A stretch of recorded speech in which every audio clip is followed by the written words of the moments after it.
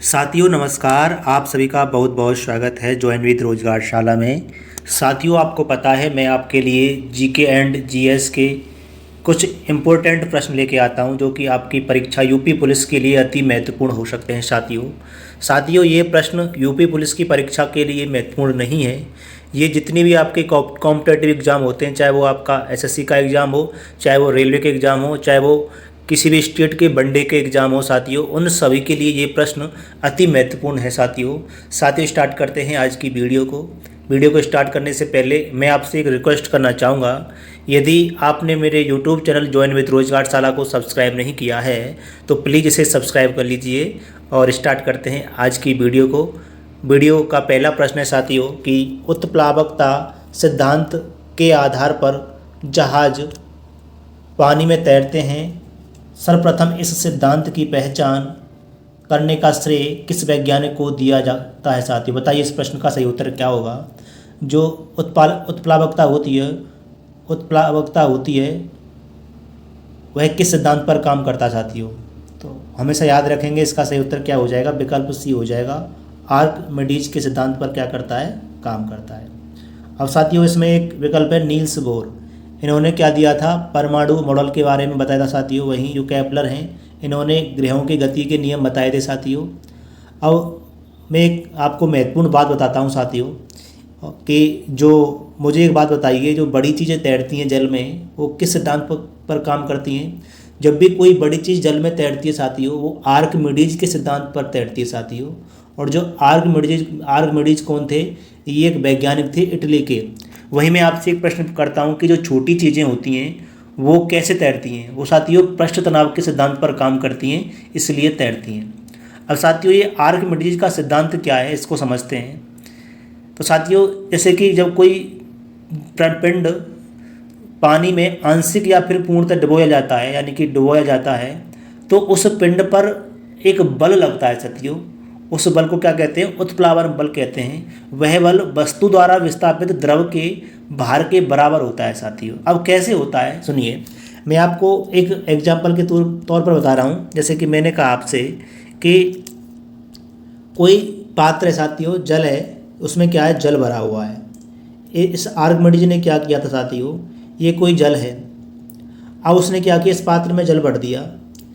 फिर उसने क्या करता है? एक बड़ा जार लेता है और उसके अंदर क्या है? एक छोटा जार रख देता है। क्या? छोटा जार। अब वो करता क्या है साथियों? एक 20 किलोग्राम का पिंड लेता है। किसका? 20 केजी का पिंड लेता है। और इस 20 केजी के पिंड में साथियों उसे क्या करता है? 5 किलो का पिंड डालता है इस पात्र के अंदर। तो साथियों जो उसने 5 केजी का पिंड डाला है तो क्या होता है? यहाँ से पानी निकल जाता है बाहर। क्या निकलता है? बाहर निकलता है। जितने वजन का ये पिंड डालता है उतना ही पानी क्या करता है? बाहर 5 केजी पानी निकल जाता है। तो कहने का मतलब है कि जब किसी पिंड को द्रव में आंशिक या पूर्णतः डुबोया जाता है तो उस पिंड पर लगने वाला उत्प्लावन बल वस्तु द्वारा विस्थापित द्रव के भार के बराबर होता है। यानी कि कहने का मतलब ये है कि जो इसमें से पानी बाहर निकला है वो उस पिंड के भार के बराबर ही निकला है साथियों। ये एक सिंपल सी क्या होती है? इसकी डेफिनेशन होती है।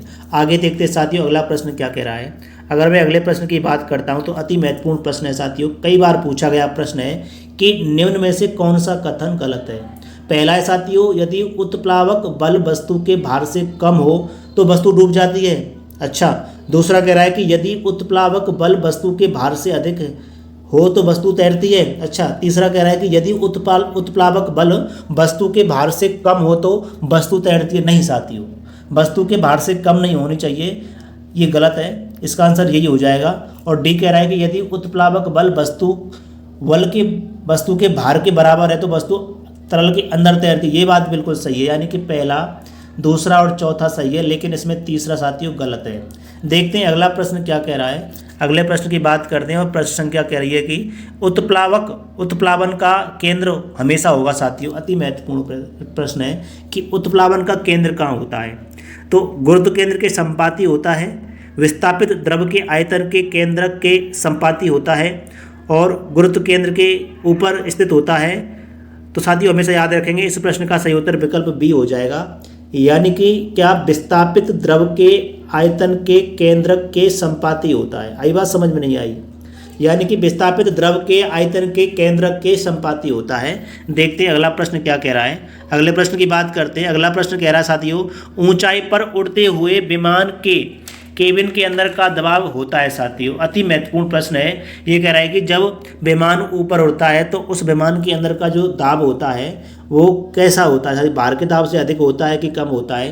तो हमेशा याद रखेंगे इस प्रश्न का सही उत्तर विकल्प बी हो जाएगा, बाहर से कम होता है। साथियों दबाव क्या होता है? बाहर से कम होता है विमान के अंदर का दबाव। अब मुझको ये एक बात बताइए, जो जहाज उड़ते हैं वो किस मंडल में उड़ते हैं? तो हमेशा याद रखेंगे जहाज समताप मंडल में उड़ते हैं। और जो जहाज होता है उसकी ऊंचाई को किससे मापते हैं कि कितनी ऊंचाई पर जहाज उड़ रहा है, वो अल्टीमीटर के द्वारा मापा जाता है।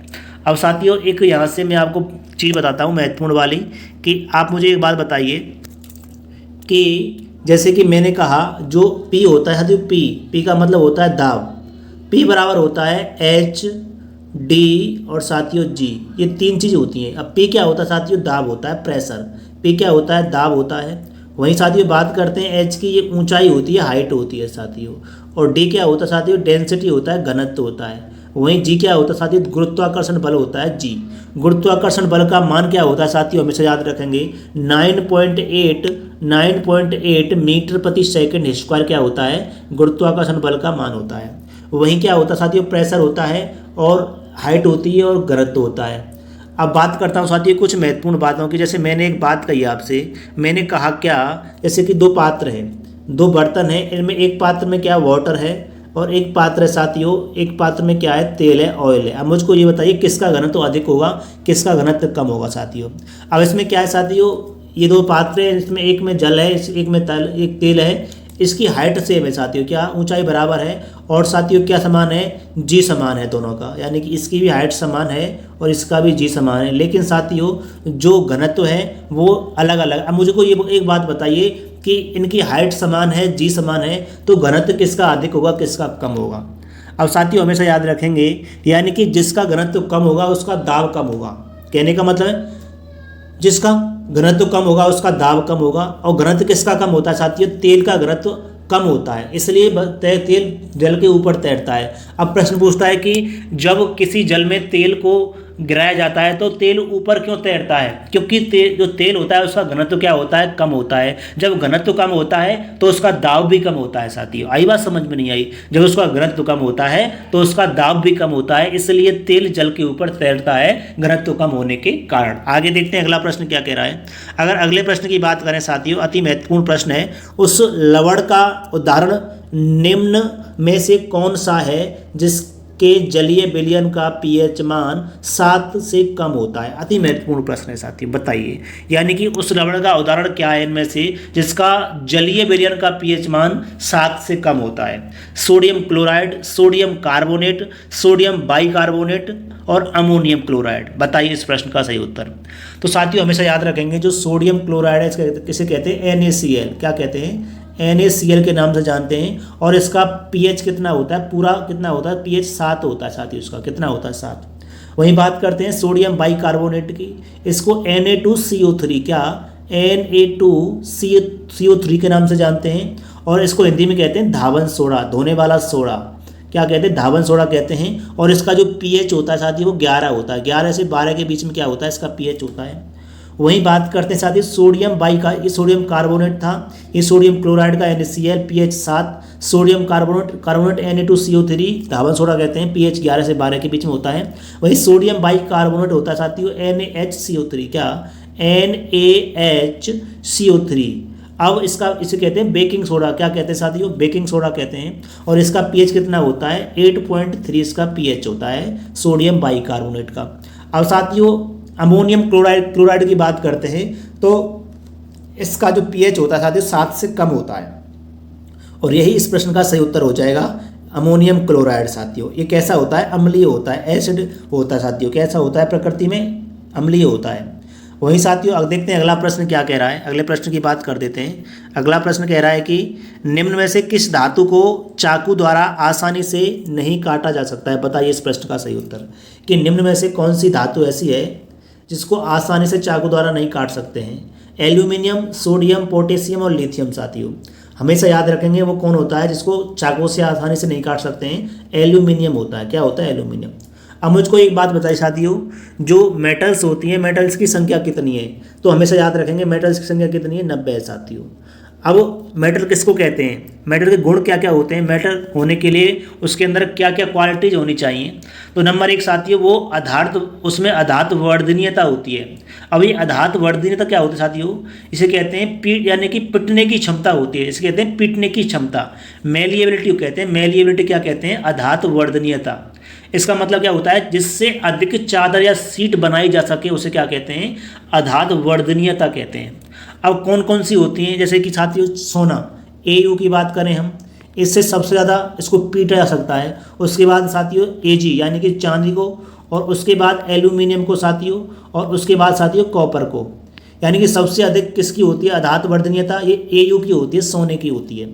वही साथियों इसमें एक दूसरा गुण होना चाहिए तन्यता का, यानी कि डक्टिलिटी। डक्टिलिटी का मतलब होता है तन्यता। तन्यता का मतलब होता है जिससे तार अधिक लंबा बनाया जा सके, उसे क्या कहते हैं? तन्यता कहते हैं साथियों।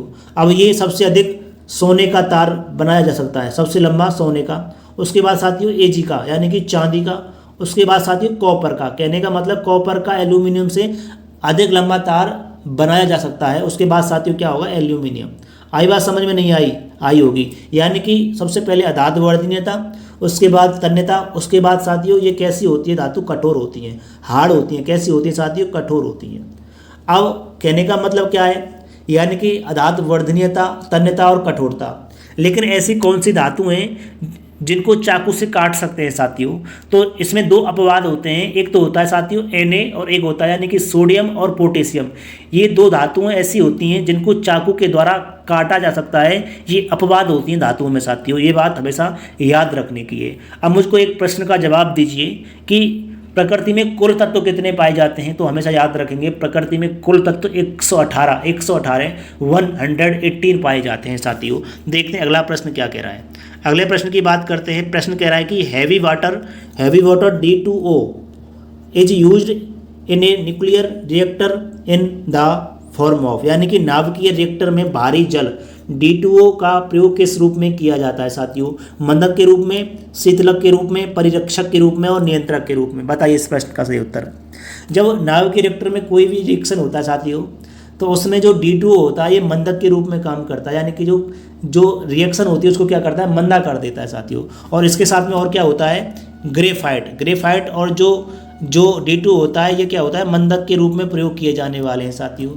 वहीं जो शीतलक के रूप में कौन प्रयोग किया जाता है साथियों? शीतलक के रूप में Na, यानी कि सोडियम और पोटेशियम का द्रवित रूप, यानी कि Na और K, इन दोनों का द्रवित रूप पाया जाता है। वहीं जो नियंत्रक के रूप में कौन होता है साथियों? कैडमियम की छड़ होती है। अति महत्वपूर्ण है, इसमें कैडमियम की छड़ नियंत्रक के रूप में की जाती है प्रयोग। अब मुझे एक बात बताइए कि जो ईंधन यूरेनियम और प्लूटोनियम होता है, ईंधन, यानी कि इसमें जो नाभिकीय रिएक्टर होता है इसमें ईंधन के रूप में क्या प्रयोग किया जाता है? नाभिकीय रिएक्टर में ईंधन के रूप में यूरेनियम और प्लूटोनियम का प्रयोग किया जाता है। अब मुझको एक प्रश्न का जवाब और दीजिए, जो नाभिकीय रिएक्टर होता है इसको किसने बनाया था साथियों? तो हमेशा याद रखेंगे नाभिकीय रिएक्टर को फर्मी के द्वारा बनाया गया था, और परमाणु बम को ऑटो हॉर्न के द्वारा बनाया गया था साथियों। देखते हैं अगला प्रश्न क्या कह रहा है। अगले प्रश्न की बात करते हैं। अति महत्वपूर्ण प्रश्न है साथियों कि थायराइड ग्रंथि शरीर के किस भाग में स्थित होती है? बताइए इस प्रश्न का सही उत्तर। थायराइड ग्रंथि शरीर के किस भाग में स्थित होती है? छाती में, सिर में, गला में और उदर में साथियों। अगर इस प्रश्न के सही उत्तर की बात करूं तो इसका सही उत्तर बिल्कुल सी हो जाएगा साथियों, विकल्प, यानी कि गले में क्या होती है? थायराइड ग्रंथि होती है। अब इसका एक अन्य नाम भी होता है थायराइड ग्रंथि का, क्या? अवटु कहते हैं इसको, अवटु ग्रंथि। अवटु ग्रंथि कौन सी होती है? थायराइड ग्रंथि होती है। वहीं सबसे छोटी अंतरस्रावी ग्रंथि होती है थायराइड। क्या? शरीर की सबसे छोटी अंतरस्रावी ग्रंथि कौन सी होती है? थायराइड होती है। वहीं इसकी आकृति तितली के समान होती है। इसकी ग्रंथि की आकृति कैसी होती है? तितली के समान होती है। वहीं साथियों इस जो थायराइड ग्रंथि होती है इससे एक हार्मोन निकलता है। कौन सा? थायरॉक्सिन हार्मोन निकलता है साथियों। और थायरॉक्सिन हार्मोन क्या करता है? उपापचय दर को कंट्रोल करता है। ये उपापचय दर क्या होता है साथियों? ये मेटाबॉलिक रेट को कंट्रोल करता है, यानी कि भोजन को पचाने की दर को क्या करता है? कंट्रोल करता है। थायरॉक्सिन जो हार्मोन होता है वो उपापचय दर यानी कि मेटाबॉलिक रेट को कंट्रोल करता है। कहने का मतलब है कि जो भोजन पचाने की दर होता है उसको नियंत्रित करता है। एक प्रश्न हमेशा याद रखना यहाँ से कि सबसे छोटी अंतःस्रावी ग्रंथि कौन सी होती है हमारे शरीर में, तो सबसे छोटी अंतःस्रावी ग्रंथि पीनियल ग्रंथि होती है, जो कि मस्तिष्क के अंदर पाई जाती है। देखते हैं अगला प्रश्न क्या कह रहा है। अगले प्रश्न की बात करते हैं साथियों। प्रश्न कह रहा है कि श्वसन में पहला चरण का में विखंडन है साथियों, अति महत्वपूर्ण प्रश्न है। श्वसन में पहला चरण ग्लूकोज का में विखंडन है साथियों। पाइरूवेट, लैक्टिक अम्ल, इथेनॉल और कार्बन डाइऑक्साइड साथियों। अगर इस प्रश्न के सही उत्तर की बात करें तो इसका सही उत्तर विकल्प ए हो जाएगा, पाइरूवेट साथियों। क्या? पाइरूवेट। अब साथियों इसमें पहला चरण क्या होता है, जो पहले चरण में होता क्या है, ये इसमें ग्लाइकोलिसिस होता है, और जो ग्लाइकोलिसिस होता है वो क्या करता है, ग्लूकोज को पाइरूवेट में तोड़ देता है साथियों। जो ग्लूकोज होता है ग्लाइकोलिसिस में पाइरूवेट में टूट जाता है। अब इसमें होता क्या है, जो जब पाइरूवेट टूटता है उसमें क्या बनता है, एटीपी के 2 अणु बनाता है, और NADH के कितने, ये 2 अणु देता है साथियों। देखते हैं अगला प्रश्न क्या कह रहा है। अगले प्रश्न की बात करते हैं। अगला प्रश्न कह रहा है कि सर जगदीश चंद्र बोस द्वारा पौधों में वृद्धि को मापने हेतु निर्मित किस उपकरण का नाम क्या है, यानी कि सर जगदीश चंद्र बोस द्वारा पौधों में वृद्धि को मापने हेतु निर्मित उपकरण का नाम क्या है। कैस्कोग्राफ, कार्डियोग्राफ, पॉलीग्राफ और टेलीग्राफ साथियों। अब इसका सही उत्तर की बात करूं तो इसका सही उत्तर विकल्प ए हो जाएगा, कैस्कोग्राफ है। जो पौधों की वृद्धि नापी जाती है वो किसके द्वारा, कैस्कोग्राफ के द्वारा मापी जाती है। अब बात करते हैं साथियों कार्डियोग्राफ की। इसमें हृदय की गति को मापा जाता है, जो हार्ट होता है उसकी जो गति होती है उसको मापते हैं। पॉलीग्राफ में झूठ का पता लगाया जाता है साथियों, और झूठ बोल पता लगाने वाली मशीन क्या होती है, पॉलीग्राफ कहलाती है। वहीं टेलीग्राफ क्या होता है, सूचना भेजने के लिए प्रयोग किया जाता है, सूचना भेजने के लिए टेलीग्राफ का।